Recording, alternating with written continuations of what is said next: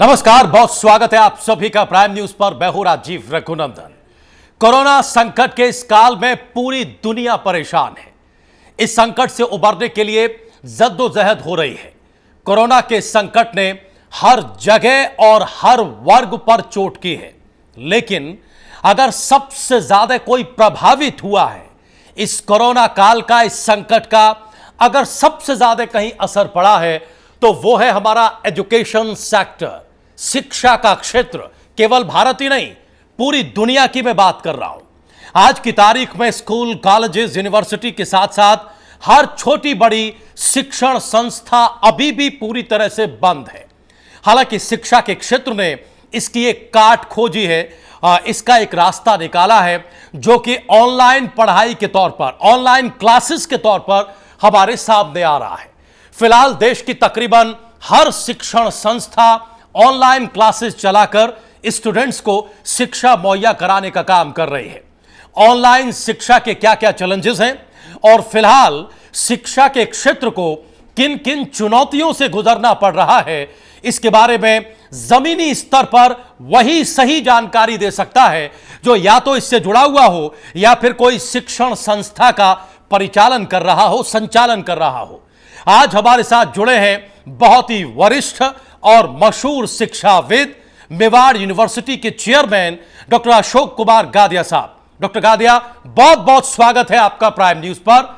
शिक्षा के क्षेत्र में आपने कई मकाम हासिल किए हैं, अपने विजन के जरिए देश के भविष्य का निर्माण करने में आप जुटे हुए हैं। जाहिर है कोरोना संकट के इस काल में शिक्षा के क्षेत्र में आ रहे चैलेंजेस के बारे में भी आपसे बेहतर शायद ही कोई बता पाए। हम इन सारे विषयों पर विस्तार से बात करना चाहते हैं, लेकिन पहले प्राइम न्यूज पर आप जैसा शिक्षाविद जुड़ा हुआ है, पिछले 2-2.5 महीनों की जो चुनौतियां रही और इन चुनौतियों ने आने वाले भविष्य का जो संकट खड़ा किया है, आप जैसा एक मनीषी, एक चिंतक उसे किस नजरिए से देख रहा है, इस पर पहले टिप्पणी करिए डॉक्टर साहब। धन्यवाद आपका। निश्चित रूप से ये 2-2.5 महीने का समय बहुत ही मुश्किल समय रहा। एक तरीके से पूरा का पूरा वातावरण ही बदल गया है जी। अभी शिक्षा के क्षेत्र में नई नई चुनौतियां सामने आ गई है। कॉलेज बंद है, स्कूल बंद है, कोचिंग सेंटर बंद है जी, और सबको ऑनलाइन एजुकेशन की व्यवस्था चल रही है, लेकिन उसकी अपनी सीमाएं हैं। बिल्कुल सही है। जो फिजिकल एजुकेशन है और स्पेशली जब हैंड्स ऑन ट्रेनिंग की बात आती है तो वो ऑनलाइन नहीं की जा सकती। लेकिन अभी तो क्योंकि छुट्टियों का समय भी चल रहा है, सबसे बड़ी चुनौती है बच्चों के परीक्षाओं की, तो वह हम कैसे भी करके इसको पूरी करेंगे। लेकिन आगे आने वाला समय एक पूरा का पूरा आधारभूत परिवर्तन का समय होगा जी। इसमें बहुत सारी बातें हैं। जो शहरी बच्चे हैं वो किसी हद तक ऑनलाइन एजुकेशन को प्राप्त कर लेंगे जी, लेकिन मुझे चिंता है उन गांव के बच्चों की, उन गरीब घर के बच्चों की जिनके पास ऑनलाइन की सुविधा नहीं है। वो अपनी शिक्षा कैसे पूरी करेंगे, इसको लेकर हम सब लोग चिंतित हैं जी। लेकिन जब आवश्यकता होती है तो आविष्कार की जननी होती। बिल्कुल सही है। और इसके लिए हमें कई तरीके खोजने पड़ेंगे। 2000 कोविड-19 के बाद की जो परिस्थितियां बनी है जी, आप सब लोगों ने देखा होगा कि बहुत सारे हमारे कामगार, श्रमिक जी, जो बड़े बड़े शहरों में काम कर रहे थे वो अपने गांव की ओर चले गए। और अभी मुझे तो नहीं लगता कि वो साल भर तक वापस शहरों की ओर रुख करेंगे। तो एक गांव में ही अब उन सबको शिक्षा, उनके बच्चों को शिक्षा देनी पड़ेगी।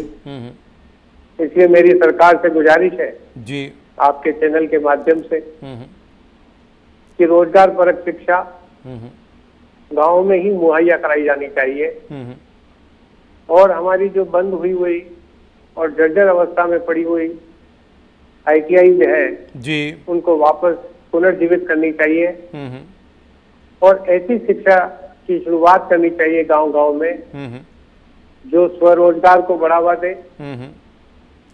और जो आत्मनिर्भर बनाए अपने बच्चों को। जी डॉक्टर गादिया, उसमें तो दिखता जैसा है कि हमने शुरुआत में कहा कि शिक्षा के क्षेत्र में, खासकर शिक्षा के क्षेत्र में, वैसे तो जीवन का कोई ऐसा पहलू नहीं है जहां इस कोविड-19 की वजह से चुनौतियां न आई हों, लेकिन शिक्षा के क्षेत्र में विशेष चुनौती है। और हमने शुरुआत में ये कहा कि ज़मीनी व्यक्ति ही इस पर कोई दिशा, कोई विज़न रख सकता है। जो बात आपने कही, प्राइम न्यूज़ पर इस वक्त लाखों करोड़ों दर्शक आपको देख सुन रहे हैं, हमारे डिजिटल प्लेटफॉर्म पर लोग आपको देख सुन रहे हैं। एक बहुत ही प्रतिष्ठित यूनिवर्सिटी का संचालन आप कर रहे हैं और बड़ा महत्वपूर्ण सुझाव आपने दिया कि सरकार को उस सिस्टम को रिवाइव करना चाहिए जो सिस्टम हमारे ग्रामीण क्षेत्र में संचालित हो रहा था।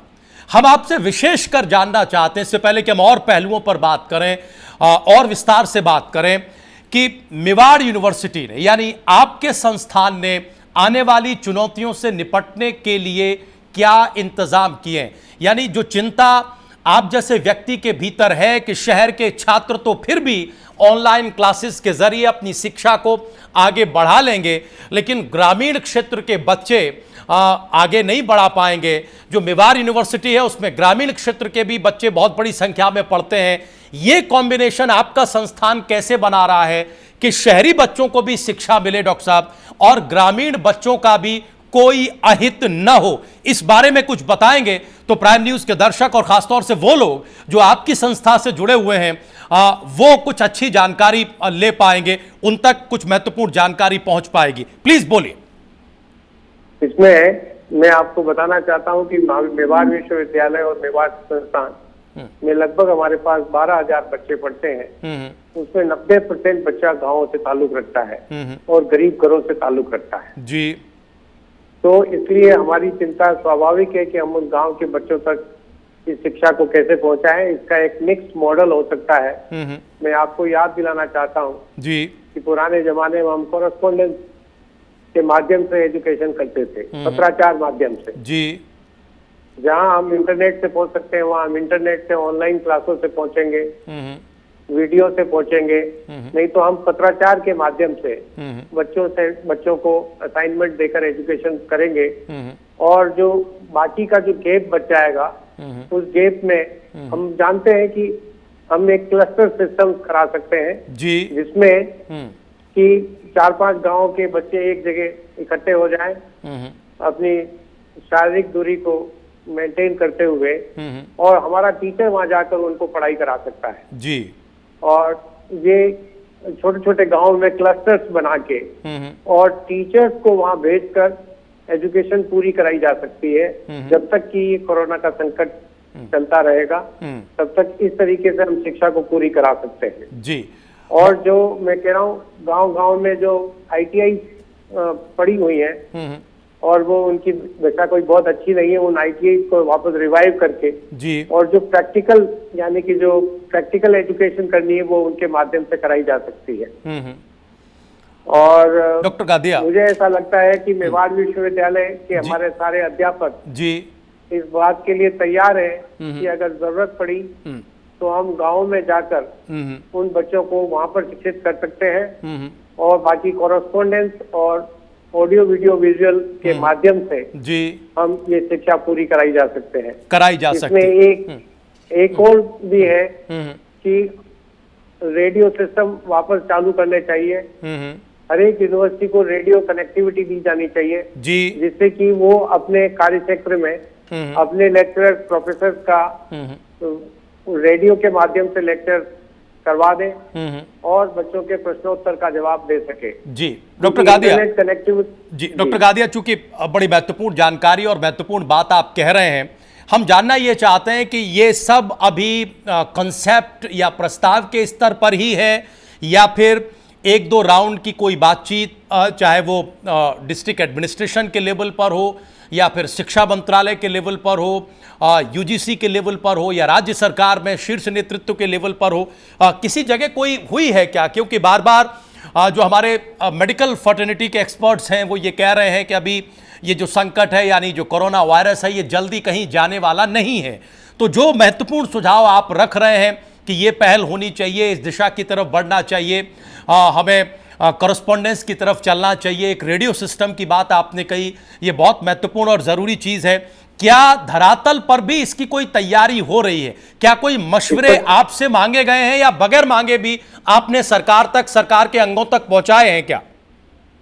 नहीं, मशवरे मांगे जा रहे हैं। यूजीसी में इस लेवल पर बहुत अच्छी मीटिंग चल रही है, स्टेट गवर्नमेंट भी लग रही है। कल ही एक सेमिनार होने वाली है जिसमें मैं पार्टिसिपेट कर रहा हूँ जी। और हम अपने यूनिवर्सिटी लेवल पर, क्योंकि यूनिवर्सिटी को वो स्वायत्तता प्राप्त होती है कि वो अपने बच्चों को एजुकेशन अपने लेवल पर, अपने बच्चों का स्तर को ध्यान में रखते हुए दें, तो वो हम अपने लेवल पर तो इसको इम्प्लीमेंट कर ही रहे हैं। अच्छा। और सरकार, राज्य सरकार और केंद्र सरकार में यूजीसी के माध्यम से भी इस पर बहुत जोर शोर से बात चल रही है।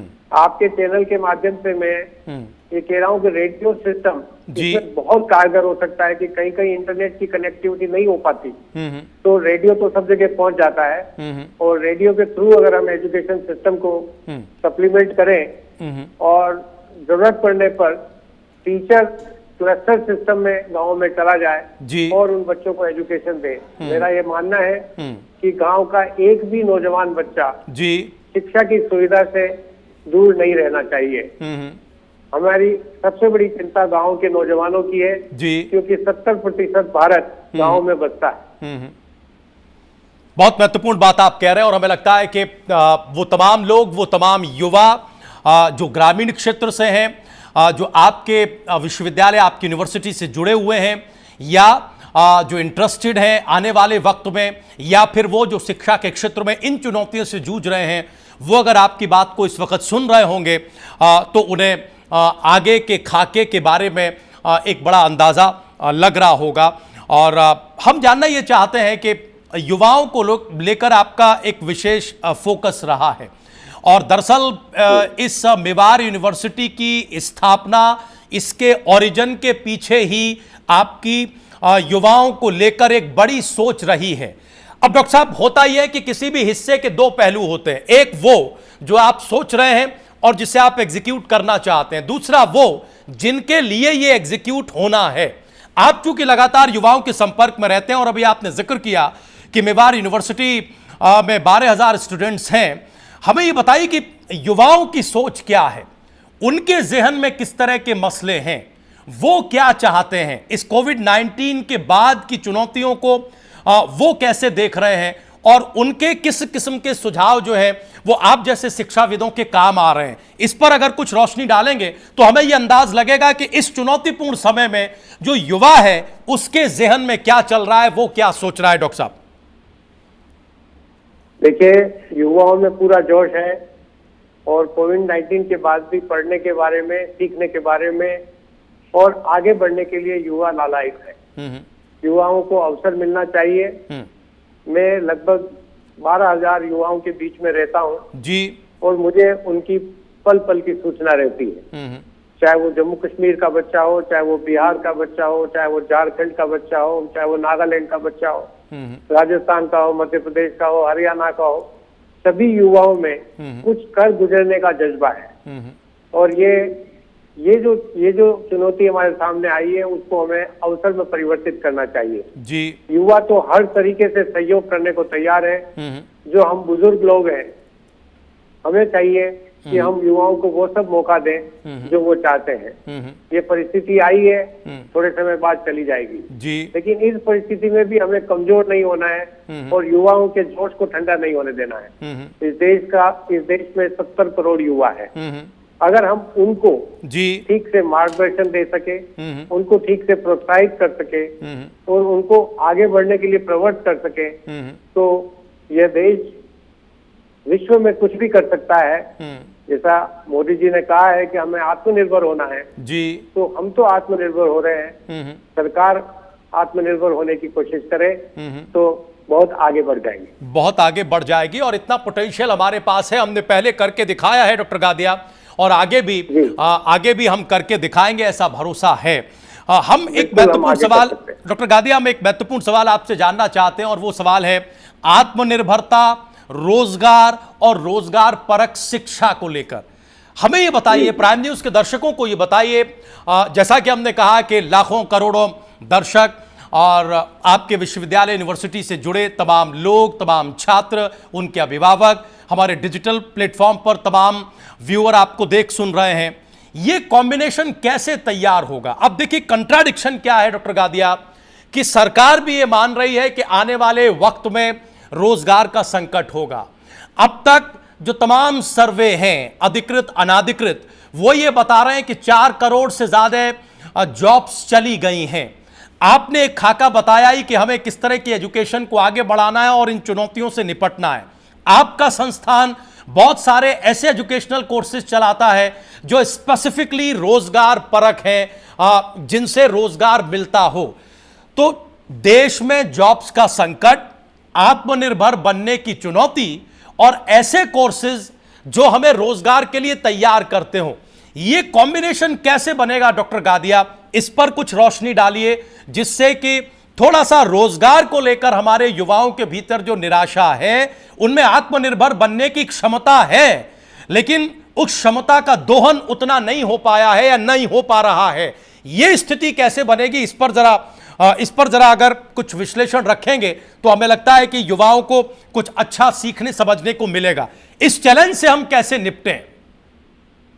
बहुत बढ़िया सवाल आपने किया है। अब तक जो हमारी शिक्षा है, वो शिक्षा अगर मैं स्पष्ट शब्दों में कहूं तो वह थी कि हम नौकरी के लिए बच्चे तैयार कर रहे थे।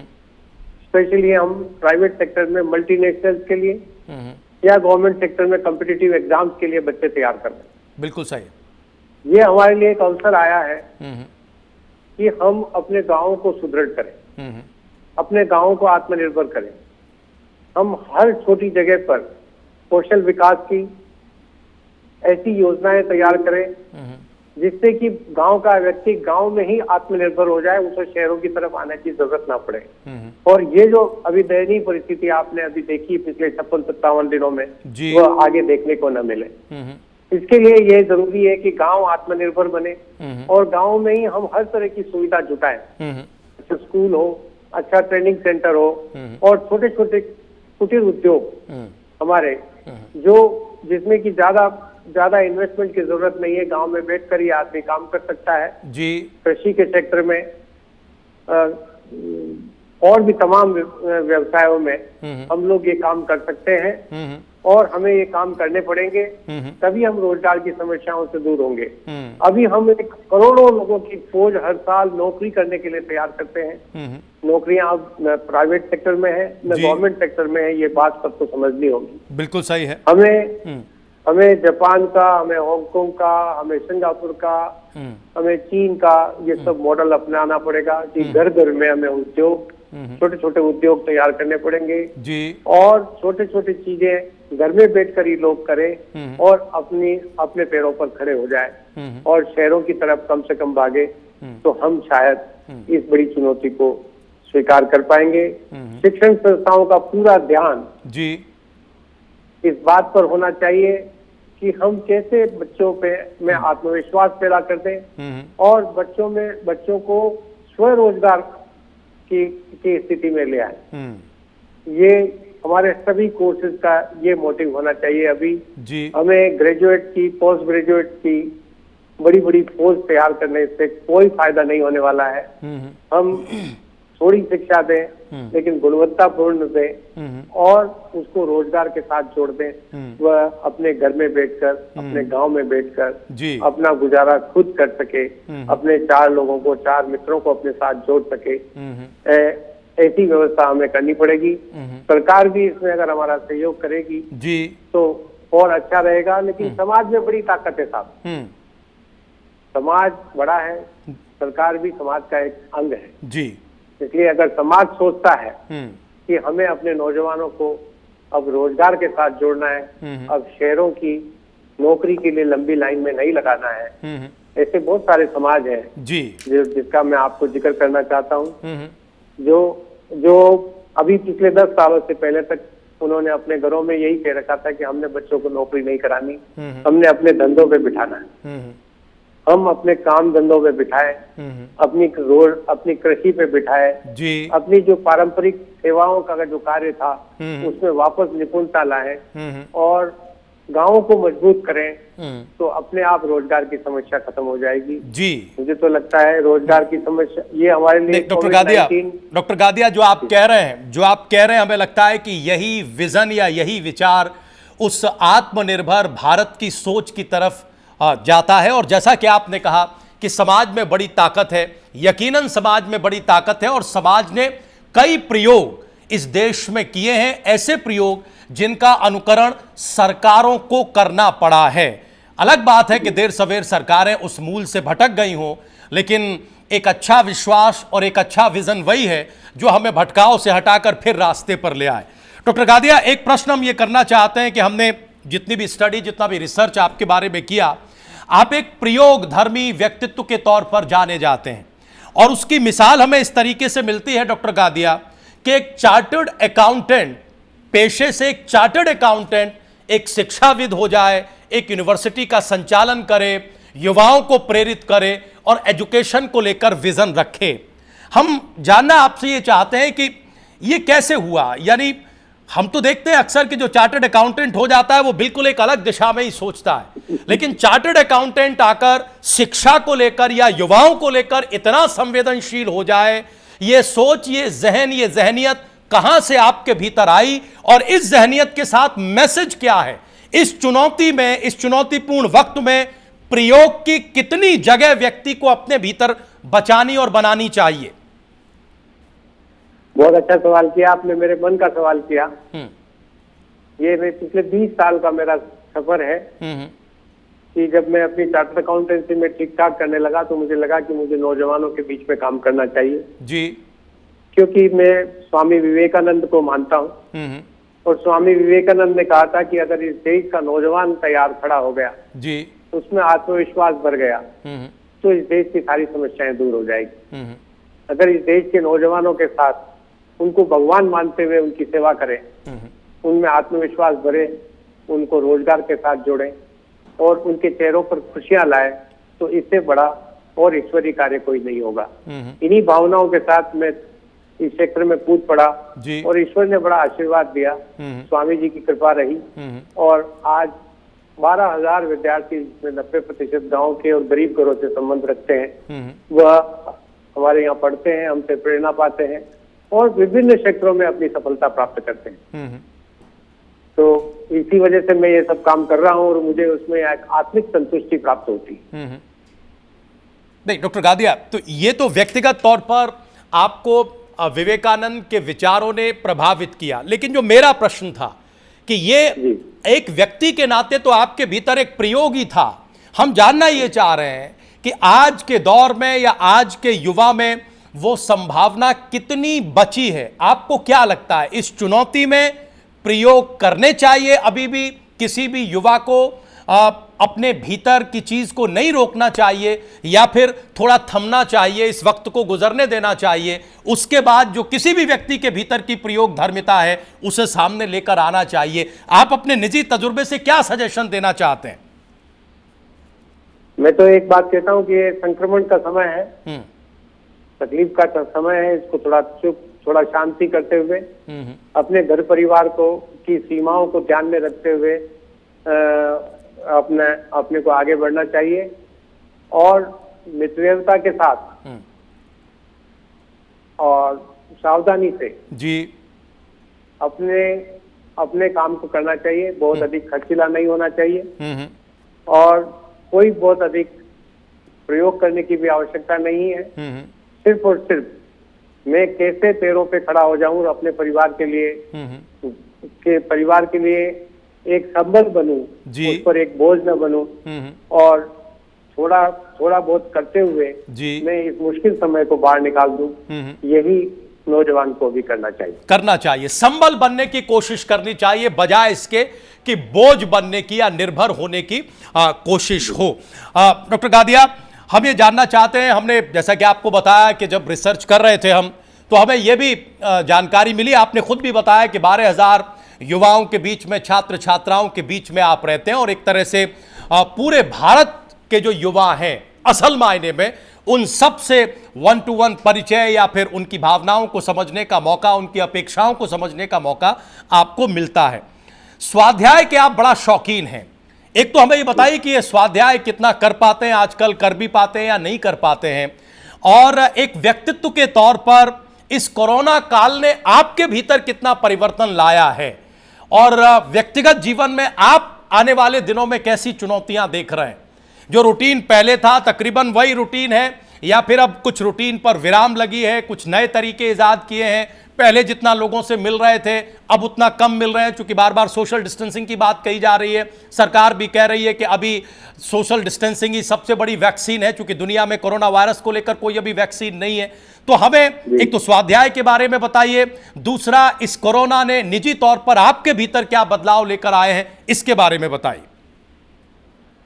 स्वाध्याय तो मेरा अभी भी जारी है, बल्कि मुझे कोरोना का ये जो काल निकला उसमें बहुत समय मिला। मैंने पूरी एक पुस्तक लिखी है जो बहुत जल्दी पब्लिश होने वाली है। कश्मीर पर मैंने पूरी किताब लिखी है जी। कश्मीर में मैंने 5 साल कश्मीर में काम किया जी। लगभग 2000 परिवारों से मेरा संबंध रहा, और कश्मीर के युवाओं को हम कैसे दिशा दे सकते हैं और कैसे उनको राष्ट्र की मुख्य धारा में ला सकते हैं, इस पर मेरी पूरी एक पुस्तक आने वाली है जो मैंने अभी पूरी लिखी है, कल ही उसको कंप्लीट की है जी। तो स्वाध्याय मेरा जारी है। इसके अलावा ये जो 55-57 दिन का समय निकला है जी, इस समय में मेरी सोच में थोड़ा परिवर्तन आया है। अब मैं कुछ परिवार में भी समय देने लगा। उससे पहले मैं परिवार में समय नहीं देता था, लगभग 14-15 घंटे में बाहर ही काम करता था। तो अब मुझे लगा कि मुझे घर में रहकर भी सारे काम को सुपरवाइज करना चाहिए, कुछ टेक्नोलॉजी का उपयोग करना चाहिए जी। पहले मैं सब लोगों से व्यक्तिगत रूप से मिलता था, अब मैं स्काइप के माध्यम से, इंटरनेट के माध्यम से लोगों से मिलता हूँ, बात करता हूँ जी, और कुछ समय परिवार के लिए भी देता हूँ। और बाकी रहा सवाल, मेरी अपनी जो सोच है नौजवानों को लेकर, मैं बहुत आशावादी हूँ जी, और मैं ये मानता हूँ कि नौजवानों को आप समय दीजिए। उनकी एस्पायरेशंस, उनकी जो प्रेरणाएं हैं, उनकी जो आशाएं हैं, उस पर ध्यान दीजिए, और उसके बाद उनको मार्गदर्शन करिए जी। उनको उपदेश की आवश्यकता नहीं है, उनको उनके साथ जीने की आवश्यकता है, और उनके साथ जीते हुए, उनके साथ चलते हुए उनको पता ही ना लगे और आप उनका मार्गदर्शन कर दें, उनकी जिंदगी में परिवर्तन आ जाए, तो बात बनती है। यानी उपदेश से कहीं ज्यादा उपयोगी वो स्थिति होती है जो अभी आप जिक्र कर रहे हैं। डॉक्टर गादिया, वक्त का एक तकाजा है, आप जानते हैं हम बिल्कुल कार्यक्रम के आखिर के हिस्से में हैं। चाहे कोई भी समाज हो, कोई भी सरकार हो, या कोई भी व्यक्ति हो, संस्थान हो, वो हमेशा अपने कुछ लक्ष्य रखकर चलता है। हम कार्यक्रम के आखिर में ये जानना चाहते हैं कि डॉक्टर गादिया के आगे के लक्ष्य क्या हैं, और दूसरा कोई मैसेज अगर आप प्राइम न्यूज़ के जरिए अपने फॉलोअर्स को, चाहने वालों को, प्राइम न्यूज़ के दर्शकों को देना चाहते हो तो प्लीज़ आप कह सकते हैं, बोल सकते हैं। मेरी आगे की योजना तो यही है कि मैं अधिक से अधिक नौजवान बच्चों में आत्मविश्वास का भाव, आत्मनिर्भरता का भाव बढ़ना चाहता हूँ। वो मैं पूरी जिंदगी बढ़ता रहूंगा जैसे मुझसे बनेगा। और मैं इस आपके चैनल के माध्यम से मैं ये संदेश देना चाहता हूँ अपने सभी मित्रों को, सरकार को, कि ये समय है, चुनौतियों को अवसर में परिवर्तित करें जी, और सुरक्षित रहें, शारीरिक दूरी बनाते हुए निराश न हो, आगे बढ़ने की ओर कदम रखें। हम अंतोतगत्वा हम विजयी होंगे, और यदि हम अपने नौजवानों को अपने साथ ले गए तो हम विश्व विजेता बनेंगे, इसमें कोई संशय नहीं है। जय हिंद, जय भारत। बहुत शुक्रिया, बहुत बहुत धन्यवाद डॉक्टर गादिया, प्राइम न्यूज़ को अपना समय देने के लिए और प्राइम न्यूज़ के जरिए तमाम बातें कहने के लिए, हमारे प्रश्नों का उत्तर देने के लिए बहुत बहुत धन्यवाद, बहुत बहुत शुक्रिया। ये थे मेवाड़ यूनिवर्सिटी के चेयरमैन डॉक्टर अशोक कुमार गादिया, जो एक मशहूर और वरिष्ठ शिक्षाविद हैं। शिक्षा को लेकर आगे किस तरह के विजन की जरूरत है, शिक्षा के क्षेत्र में आने वाले दिनों की जो चुनौतियां हैं उन्हें क्या करके एड्रेस किया जा सकता है, इस पर वो अपनी बात रख रहे थे। अभी के लिए बस इतना ही। आप लोग कहीं जाइएगा नहीं, प्राइम न्यूज पर खबरें जारी हैं।